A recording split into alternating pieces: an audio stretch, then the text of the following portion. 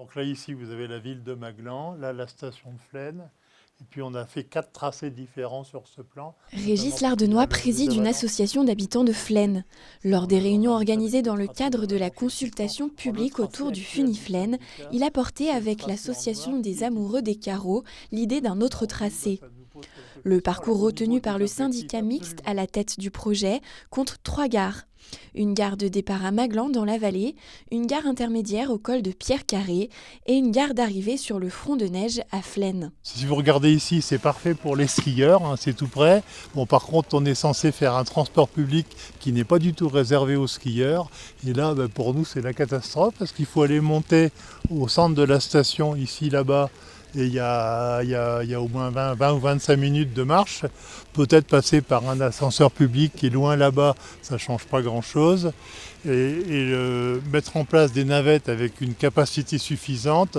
Et puis les temps d'attente, je pense que ça ne sera pas très attractif pour les passagers qui reviendront peut-être pas après leur première expérience. Autre problème pointé du doigt par les associations, la gare intermédiaire de Pierre-Carré. Une zone de marche de ski nordique est préservée de toute habitation. Le prétexte aussi de casser là-bas, c'est de détruire le golfe là-haut, et ça donne le prétexte d'en faire un ici au carreau. Et ça aussi, c'est stupide. C'est le dernier endroit que nous avons pour que les personnes qui ont des enfants en bas âge ou des personnes d'un certain âge qui ne sont pas sportives à pouvoir grimper les montagnes puissent se promener dans un paysage agréable de montagnes vierges sans avoir à prendre une voiture ou un téléphone pour y accéder. Autre point noir selon ses habitants, si ce tracé est validé, le Funiflène ne passera pas par les carreaux. Pour eux, c'est l'incompréhension. Le Funiflène est une opportunité extraordinaire pour Flaine et la station des carreaux.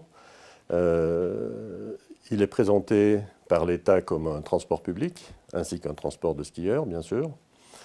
Et le tracé actuel, qui va directement de la vallée à Flaine, oublie les carreaux, oublie l'endroit où il y a le plus de population, ce qui fait que ce tracé n'est pas apprécié par l'association et une partie de la population. Les deux associations qui ne se sont pas senties écoutées lors des réunions publiques ont décidé de s'adresser au préfet.